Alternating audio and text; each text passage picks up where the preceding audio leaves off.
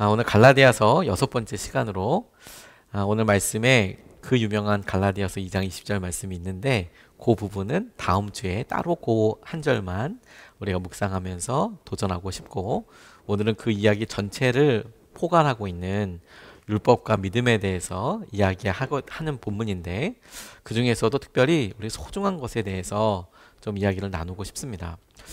일부러 오늘 본문을 위해서 선택한 것은 아닌데, 강의 설교대로 차례대로 따라오다 보니까 오늘 본문 말씀을 오늘 붙잡게 됐고, 오늘이 설날이어서 말씀을 준비하면서 설날에 이런 귀한 본문을 기가 막히게 읽게 되었다. 그런 제 가운데 감동도 있었고, 제게 깨달아지게 되는 은혜도 있었습니다.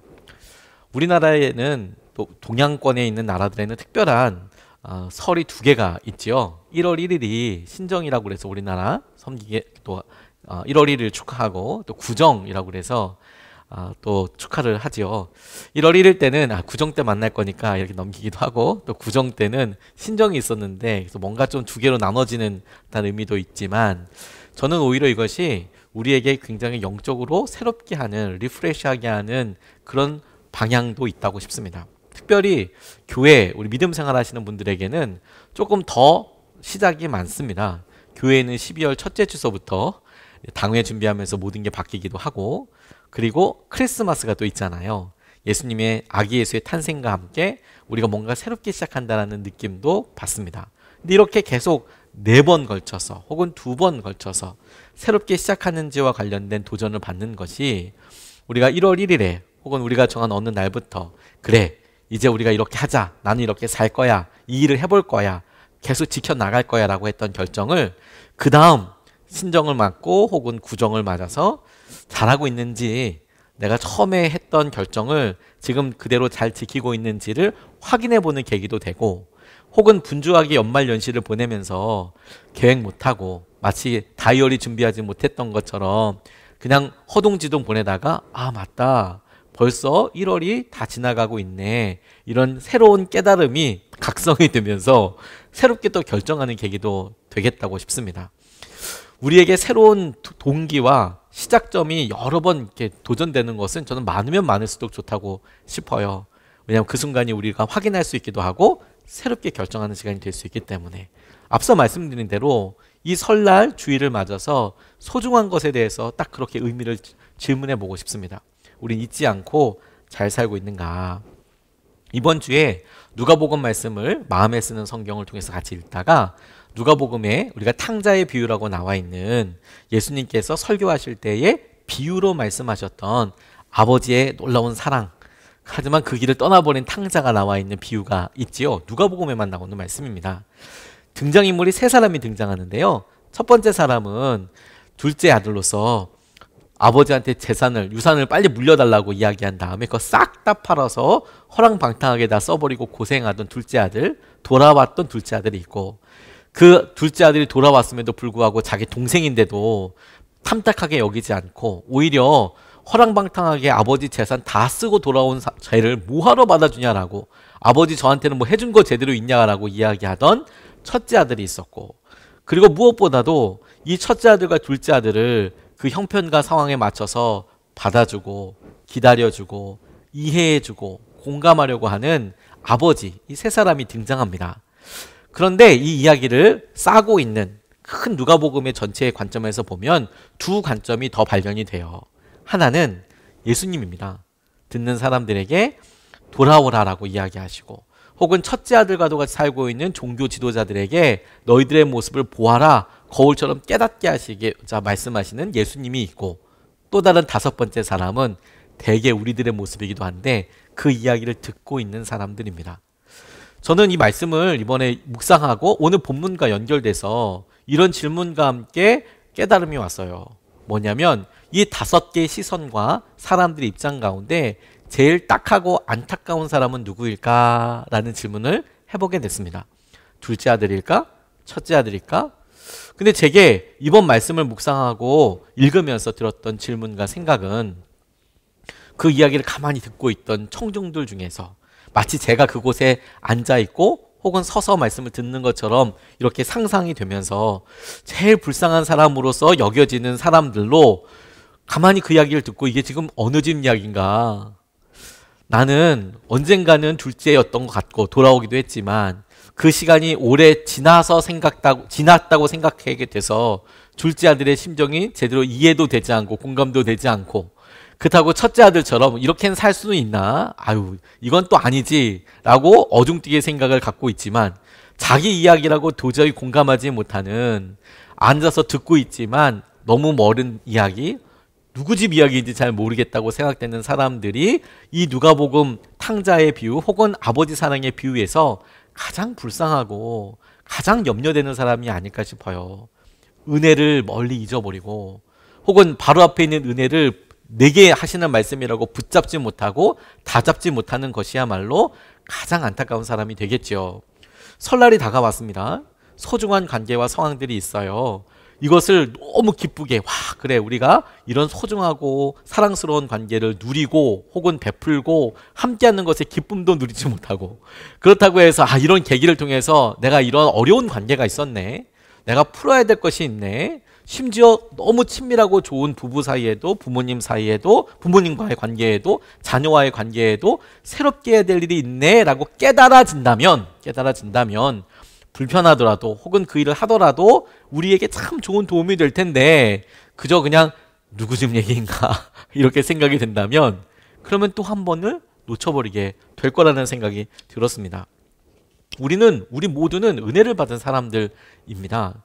가장 놀랍게는 구원의 은혜, 예수 그리스도를 믿기로 결정하고 있게 된 여러 은혜의 혜택들, 열매들 그리고 놀라운 결과들이 있는데 어느 순간인가 그것을 우리가 잘 느끼지 못하는 거예요. 그게 얼마나 소중한지 잊어버리는 것이 아니라 잘 공감하지 못하는 겁니다. 당연하게 생각한다고 하지요. 그래서 그것을 당연하게 일부러 누리고 있지만 마음속에 감동이 되지 않는 거예요. 은혜로 새롭게 되었으면서 오히려 그 은혜가 아니라 율법에 대해서 그걸 우리가 어떤 자격을 갖춰야 되고 무언가를 해야 한다고 생각하는 쪽에 관심을 더 둡니다. 설 준비를 하시는데 여러분들이 설을 맞았기 때문에 사랑하는 부모님을 만나고 가족들과 함께 특별히 시간을 보내고 있기 때문에 기쁘고 즐거운 마음도 있지만 혹시라도 여러분 내심 마음속에 재정적인 출연해야 되니까 혹은 멀리 거리가 머니까 우리가 오랫동안 겪어서 그것과 관련되는 대가 지불과 어떤 일을 해야 될 때에 오는 부담감이 없을 수는 없겠지만 그것이 이제 점점 상쇄가 되면서 어떤 때는 내가 무언가를 해야 한다는 것에 더 많이 부담이 있는 것이죠. 그래서 은혜나 사랑이 흩어지고 오히려 내가 해야 될 일들 때문에 더 힘들어하는 상황들을 마주하게 되는 겁니다. 이 설 때 주님께서 우리에게 은혜의 한 단면을 기가 막히게 보여주신다고 싶어요. 오늘 은혜를 붙잡았으면 좋겠는데요. 이 본문 말씀이 우리에게 세 가지 우리가 잊기 쉬운 소중한 것을 우리에게 도전하고 새롭게 질문하게 하신다고 저는 그렇게 묵상하고 붙잡았습니다. 첫 번째로 오늘 본문 말씀을 통해서 소중한 것, 그러나 우리가 잊기 쉬운 것, 잊고 살 수 있는 것, 그 첫 번째는 은혜 또는 믿음으로 우리가 그리스도를 믿고 있다라는 사실입니다. 그게 우리가 첫 번째로 같이 붙잡고 싶은 거예요. 은혜 혹은 믿음. 우리가 이렇게 소중한 것을 놓칠 수 있습니다. 15절부터 16절까지의 말씀을 보면 이렇게 증거하고 있습니다. 우리는 본디 유대 사람이요 이방인 출신의 죄인이 아닙니다. 그러나 사람이 율법을 행하는 행위로 의롭게 되는 것이 아니라 예수 그리스도를 믿는 믿음으로 의롭게 되는 것임을 알고 우리도 그리스도 예수를 믿은 것입니다. 그것은 우리가 율법을 행하는 행위로가 아니라 그리스도를 믿는 믿음으로 의롭다고 하심을 받고자 했던 것입니다. 율법을 행하는 행위로는 아무도 의롭게 될 수 없기 때문입니다. 라고 이렇게 증거하고 있습니다. 바울이 갈라디아 교인들에게 가장 중요한 부분을 언급하고 있는데 그게 뭐냐면 우리가 의롭게 된 것이 우리가 했던 어떤 일 때문이 아니고 우리가 주님께로부터 받은 은혜, 그 은혜는 그리스도를 믿는다는 믿음 때문에 하나님께서 우리에게 일방적으로 허락하여 주신 그 은혜를 우리가 경험했다는 거예요. 우리가 할 수 있었던 일 혹은 우리가 미리 준비할 수 있었던 일은 없었고 주님께서 온전히 이루어졌다라는 점에 중심이 있습니다. 그래서 이 믿음이 준비되었을 때를 놓고 생각해 보니 그 전부터 하나님께서 우리에게 이미 얘기해 주셨고 베풀어 주셨고 기가 막힌 과정과 만남들 통해서 예수님이 우리를 만나 주셨고 그리고 그 이후로도 성령께서 우리와 함께 해주시면서 끊임없이 예수 그리스도와 함께 동행하는 삶 혹은 우리가 하나님 나라로 갈 때까지 우리 가운데 주신 진리의 말씀이 완성되는 조금 어려운 표현으로 견인이라고 이야기하는데 주님께서 말씀으로 인도해 가시는 삶을 우리가 살게 됩니다. 이 모든 것을 다 은혜라고 볼 수 있는데 이 일에 우리가 뭔가 하거나 자격이 있었던 것이 아니고 하나님께서 이 모든 일을 하셨다라는 거예요.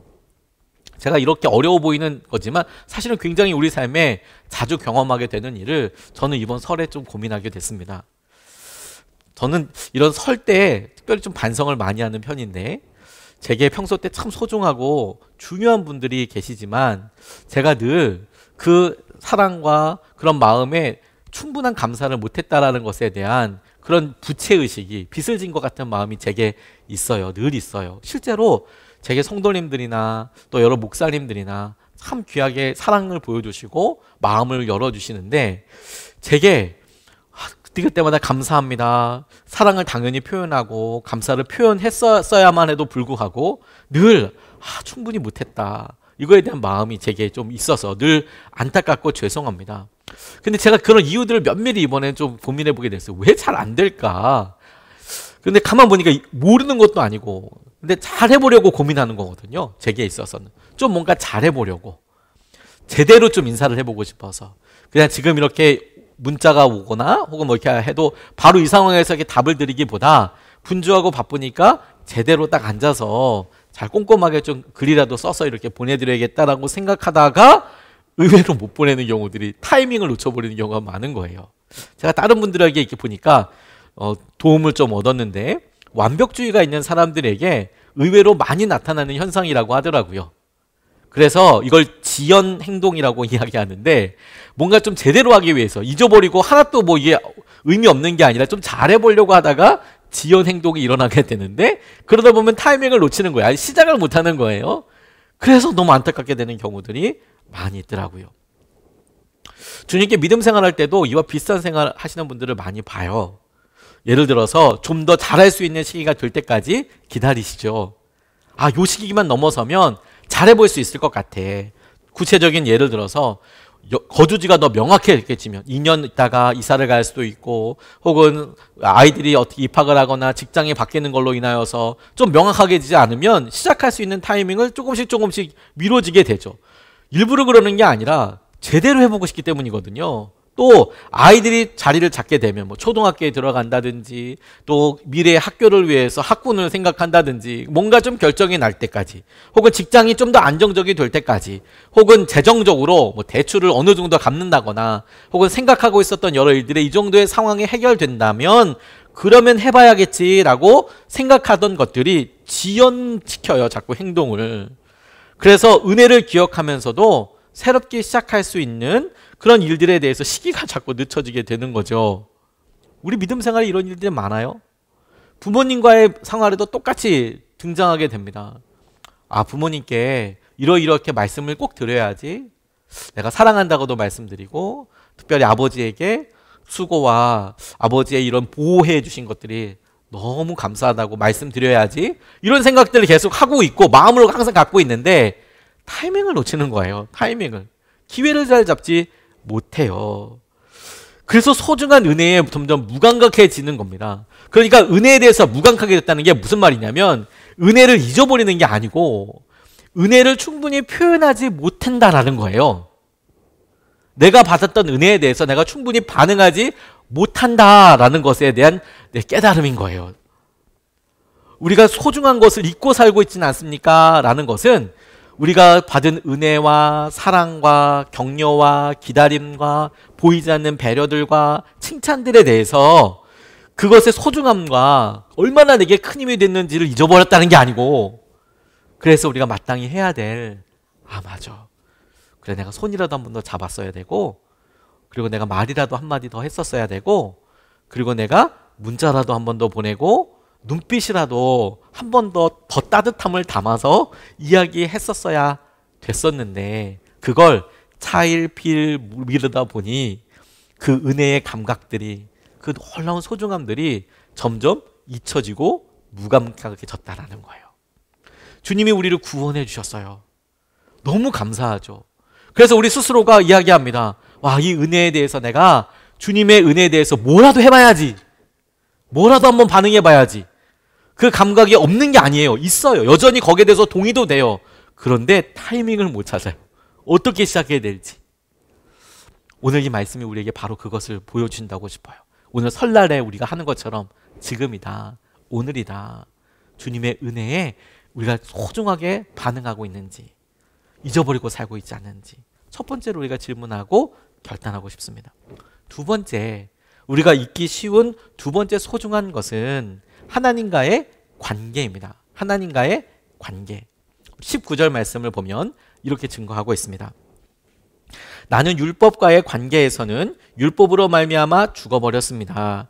그것은 내가 하나님과의 관계 안에서 살려고 하는 것입니다. 그리고 20절 말씀이 이어지게 되는데 20절 말씀은 다음 주에 보기로 하고, 이 19절, 20절은 연결되는 말씀입니다. 연결되는 말씀이지만 이 19절 말씀에서 율법에 대해서 죽어버렸습니다 라고 나와 있으면서 이게 결론이 아니고 율법에 대해서 죽게 된 이유, 죽어서 하게 되는 결과, 하게 될 방향에 대해서 이렇게 이야기하고 있어요. 하나님과의 관계 안에서 살게 하기 위해서.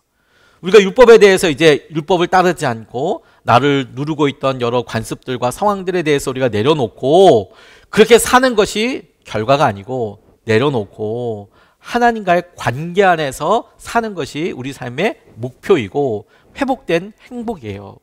근데 우리가 이거 놓쳐버립니다. 하나님과의 관계를 놓쳐버려요. 우리가 이롭게 됐던 것은 우리의 행동들이 아니라 주님께서 우리에게 베풀어 주신 사랑이고 믿음이고 은혜라고 말씀드렸잖아요. 그래서 우리에게 생긴 것이 뭐냐면 하나님과의 관계입니다. 우리의 관계. 이거 너무너무 소중하고 중요하다고 싶어요. 왜? 하나님께서 우리에게 허락하신 여러 일들과 상황들을 보게 될 때 한 번 이루어진 것이 아니라 한시적으로 단기적으로 이루어진 것이 아니고 이것이 지속적이고 상호적으로 연결되기 때문에 그렇습니다. 예를 들어 이래요. 우리가 비행기를 탈 때 그 비행기를 탑승하고 있었던 시간만큼 탑승객 여러분 이렇게 방송에 나오는 게 이제 나한테 하는 말이지 않습니까? 근데 그거 내리고 나면 더 이상 저는 거기와 관련이 없습니다. 그 비행기를 해서 안전조항을 같이 지켜줄 이유도 별로 없죠. 이미 내렸으니까요. 비행기를 타는 것뿐 아니라 무슨 버스를 타도 그 안에 있으니까 그런 예의가 뭐 아주 느슨하게 있긴 있죠. 한시적이고, 혹은 군대에 갔을 때 2년, 혹은 우리가 대학을 다녔을 때 3년, 고등학교를 다닐 때 3년 누릴 수 있는 친밀감이 분명히 있습니다. 이어서 연결되는 것들도 있죠. 그런데 그 가운데 고등학생이기 때문에, 대학생이기 때문에, 군대에 있기 때문에, 산후조리원에 있기 때문에 누리게 된 친밀감은 제한적이에요. 근데 가족은 어떻습니까? 우리가 결정하진 않았지만 우리를 사랑해 주시는 부모님에게 우리가 태어났다는 것, 거기에 우리가 한 일은 아무것도 없지만 근데 그것은 굉장히 지속적이에요. 우리가 설을 맞아서 사랑하는 부모님 댁에 방문합니다. 머뭇머뭇거리십니까 여러분? 거기에 설사 우리가 6개월에 한 번 갔든 3개월에 한 번이든 그게 우리 아버지의 집이고 우리 어머님의 집이니까 설사 마음에 섭섭하고 이런 게 있다고 하더라도 그냥 자연스럽게 거기 들어가서 누르고 들어가서 심지어 비밀번호 키 열고 들어가서 그거 앉아서 이야기하죠. 관계라는 것은 무슨 자격시험이 있었던 것이 아니고 그 관계 자체가 우리의 모든 것을 설명해 주는 것이죠. 그게 지속적이라는 거예요. 그리고 이 지속적이고 상호적이라는 것은 뭐냐면 한 사람만 이것을 결정해 나가고 있는 것이 아니고 서로가 동의하고 서로가 관계를 이어져 나가는 거예요. 이게 특별히 우리에게는 너무 소중한 것입니다. 왜냐하면 부부도 가만히 보면 어느 한쪽에서 서로가 사랑하고 이어가면 참 좋은데 한쪽에서 계속 힘들고 어렵고 혹은 계속 마음속에서 회의적으로 생각하고 의심할 수 있죠. 그런데 어느 한쪽에서 끊임없이 동일한 마음과 믿음과 사랑을 보여주면 관계가 계속해서 유지되어 갑니다. 힘들고 어렵기는 하지만 하나님께서 우리에게 변치 않는 사랑과 은혜를 계속 베풀어 주시는 이유가 거기에 있다고 싶고, 정작 우리가 힘들어하는 것은 뭐냐면 우리가 우리 자신의 마음을 생각해보고 나는 주님을 향한 마음이 어떻지? 나는 지금 잘하고 있는가? 나는 지금 충분히 주님께서 주신 은혜와 구원의 반응대로 내가 살고 있는가에 대해서 회의하고 어려워하고 부담스러워하지만 이것이 상호적이기 때문에 지금 내 영적인 상태와 우리가 우리 스스로를 평가하는 평가 점수와 상관없이 하나님은 우리를 당신의 자녀로 보아주시고 하나님은 우리를 주님께서 놀랍게 인도하여 주시는 사람으로 우리를 보고 계신다는 거예요. 그러니 우리에게 은혜이고 기쁨 아니겠습니까?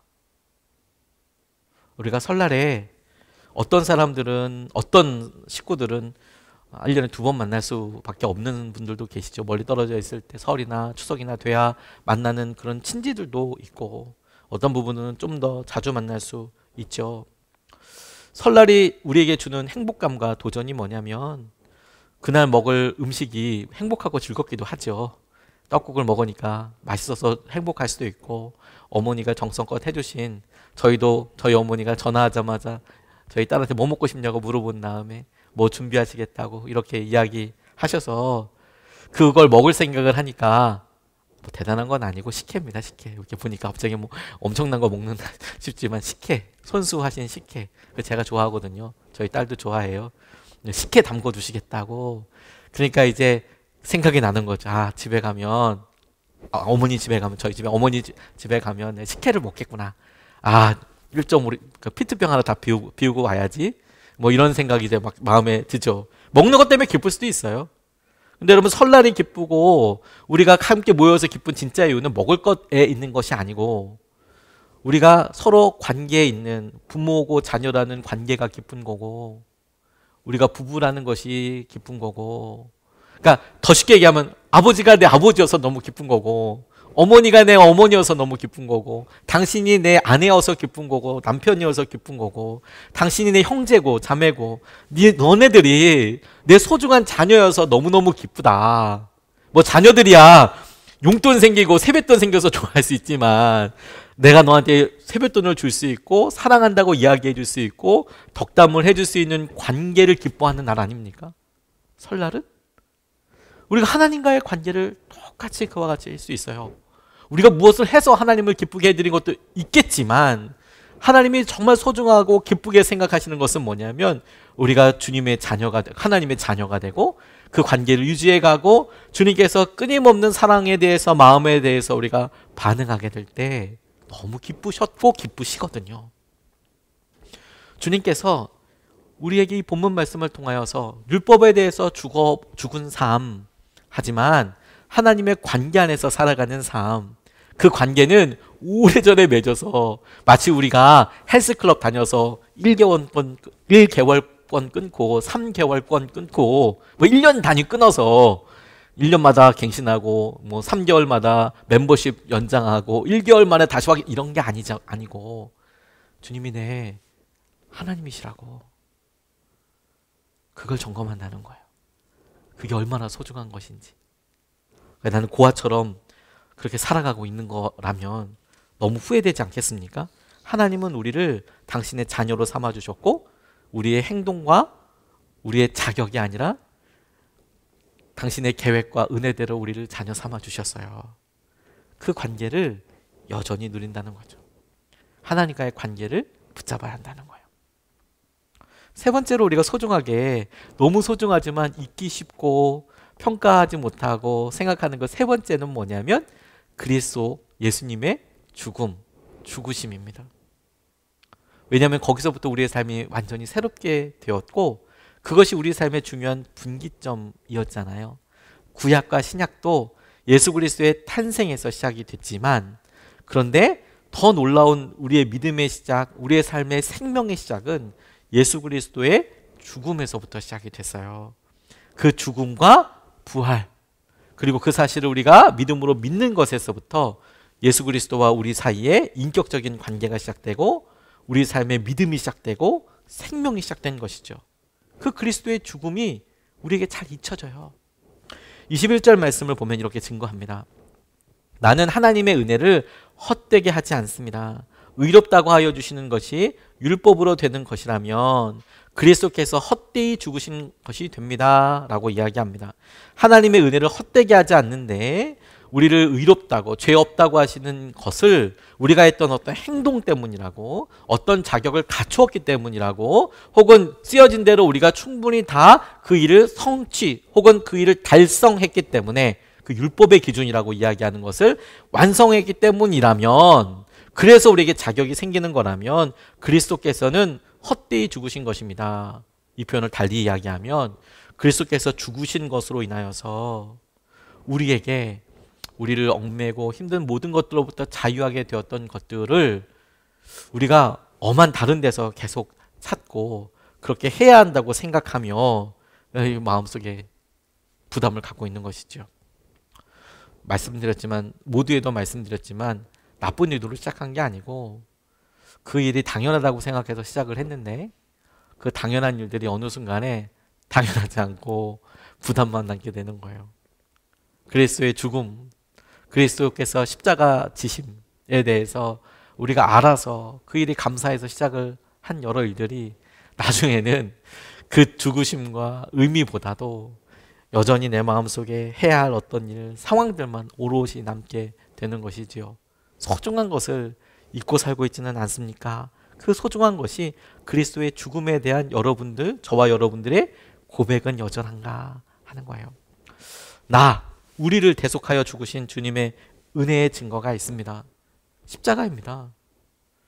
주님이 나를 얼마나 사랑하셨나, 십자가에서 돌아가신 것을 통해서 그 얼마나에 대한 충분한 대답이 됩니다. 주님이 나를 어떻게 사랑하셨나, 주님께서 십자가에서 죽기까지 나를 사랑하셔서 그 어떻게에 대한 완벽하고 충분한 대답이 됩니다. 주님이 사랑하셔서 무엇을 하셨나, 십자가를 지셨다라는 것이 우리가 질문하는 무엇에 완전한 대답이 됩니다. 누가 나를 위해서 죽었나? 하나님의 아들, 독생자이신 외아들이신 예수님이 우리를 위해서 돌아가셨다라는 것이 이 모든 상황에 충분한 대답이 확신이 되는 것이죠. 그런 대가와 가치가 있었다. 십자가를 통해서 우리를 위해서 우리를 사랑하시고 주님의 마음이 가장 정확하고 놀랍게 드러나는 것입니다. 그런데 우리가 이 사실을 모르는 게 아니고요, 여러분. 알고 있다니까요. 아는데 그것에 대한 충분한 반응과 충분한 마음의 어떠함이 없어졌다라는 것에 대해서 이야기하는 거예요. 모르는 게 아니고 아는데 여전히 그것이 우리 삶에 어떤 일을 하게 되는 동기가 되나, 시작점이 되나, 내가 그리스도의 죽음에 대해서, 예수 그리스도의 죽음에 대해서 여전히 동의가 되고, 그래서 내가 오늘도 어떤 일을 하고 어떻게 순종하게 되며 어떤 일을 말하고 그렇게 하게 되는 동기가 되나, 그걸 점검해 보는 것이죠. 그런 의미에서 여러분, 우리가 주님의 죽으심으로 부활의 능력과 새 생명을 누리는 삶을 살고 있어요. 오늘 주어진 삶의 기회와 생명을 감사하는 마음으로 살아가는 것을 우리가 너무도 당연하지만 안 된다면 생각해보고 살아가 봐야 하는 것이죠. 제가 설날에 관계가 감사라고 깨닫게 된 것이, 아버지께서 돌아가시고 첫 번째 설날을 이렇게 맞게 됐는데 음식도 다 똑같고요, 예배도 다 똑같은데 아버지가 없으니까 이상하더라고요. 그래서 관계를 소중하게, 관계를 우리가, 설날이 관계를 기뻐하는 거구나 그거 알았어요. 그리고요, 나를 위해서, 우리를 위해서 해주신 여러 일들과 사랑과 은혜가 더 깊어지게 되는 것이라는 것을 알았어요. 주님께서 우리에게, 민족의 설을 통해서 이런 기막힌 영적인 도전을 하신다고 싶습니다. 사랑 때문에 살아가는 것을 잊지 않았으면 좋겠어요. 오늘 우리가 살게 되는 하루의 삶은 예수 그리스도께서 우리를 위해서 죽으신 그 생명을 우리가 누리는 은혜로 살고 있는 거예요. 오늘 우리가 가족을 이루고 우리가 오늘도 우리의 연약함을 짊어지지만 마주하고 살 수 있는 이유는 예수 그리스도께서 우리를 죽으신 그 은혜와 사랑에 대한 계획을 우리가 믿기 때문에 살아가는 거예요. 그러니까 오늘 우리가 무언가를 할 때 이것이 사랑 때문에 하는 거야. 이거 나 사랑하기 때문에 하는 거야. 그것이 우리에게 정말 기준인지를 확인하고 실제로 그렇게 해야 한다는 것이죠. 오늘 먼 길을 떠났고, 이미 이제 여러분 고향에서 예배 드리시는 분들, 온라인으로 예배 드리시는 분들도 계시지만 사실 사랑해서 갔잖아요. 그 사실을 다시 한번 상기하는 거죠. 어려운 일이 아니에요. 내가 부모님 때문에 간 게 아니고요. 내가 그 부모님을 사랑했기 때문에 가는 거라고요. 내가 형제 자매들 형제이기 때문에 간 게 아니라 그건 소중한 사실이지만 사랑하기 때문에 가는 거라고요. 사랑하기 때문에. 그리스도께서 하시는 사랑과 은혜대로 하는 거죠. 이 설 연휴 기간 동안에 아이들과 시간을 보낼 때도 역시 마찬가지로 내 자녀이기 때문에 그것 자체로 충분히 소중한 이유이지만 사랑하기 때문에 말하고 함께하고 시간을 보내는 거라고요. 이런 관계와 사랑에 대해서 이야기 하나를 나누고 오늘 설교를 마치고 싶습니다. 이철환 집사님이라는 분이 본인이 결혼식 때 있었던 일을 이렇게 적어 놓으셨는데 제가 그 글을 읽고 관계의 소중함과 무엇이 우리 삶에 정말 중요한 가치이고 깨어있는 마음인지에 대해서 이번 말씀을 준비하면서 굉장히 은혜를 많이 받았어요. 이분이 친한 친구가 있는데 아마도 형주라는 분인 것 같습니다. 근데 본인 결혼식에 이 형주, 자기 친구를 초청을 한 거예요. 근데 결혼식이 다 끝날 때까지 자기 친구가 오지 않았습니다. 근데 기다렸죠. 사실 우리가 결혼식 할 때 소중하게 초청장을 보내고 그리고 다 초청을 하지요. 그런데도 몇 사람 이렇게 꼭 와줬으면 다들 와줬으면 좋겠지만 초대를 하신 분들 다 와줬으면 좋겠지만 그 중에서도 조금 더 내가 이렇게 걷고 함께하고 이런 소중한 자리를 마음으로 좀 같이 해줬으면 하는 친구들이 있을 수 있잖아요. 이철환 집사님한테는 그분이 정말 소중한 친구여서 다른 사람들도 너무 소중하지만 너는 좀 꼭 왔으면 좋겠다 이런 생각이 들었나 봅니다. 근데 얼굴이 보이지 않으니까 그럴 리가 없는데 내 친구가 안 올 리가 없는데 그럴 리가 없는데 계속 이렇게 생각을 했대요. 근데 식장 로비에 서서 오가는 사람들 사이로 형주를 찾았답니다. 자기 친구 형주를. 안 보이더래요. 형주가 끝내 보이지 않은데 바로 그때 거의 없다고 생각될 무렵에 식은 이미 끝났고 마지막에 이렇게 식장에서 이렇게 하는데 형주 아내가 자기 친구 아내가 아이를 등에 업고서 토막숨을 몰아쉬면서 예식장 계단을 호기적 올라오더라는 거예요. 급하게. 그리고 이분한테 와서 철한 씨 어쩌죠? 고속도로가 너무 막혔어요. 예식이 다 끝나버렸네. 안타까워하면서 이렇게 이야기를 하더랍니다. 초라한 차림으로 숨을 헐떡이면서 땀을 흘리며 나타난 친구의 아내가 너무 안쓰럽게 보였대요.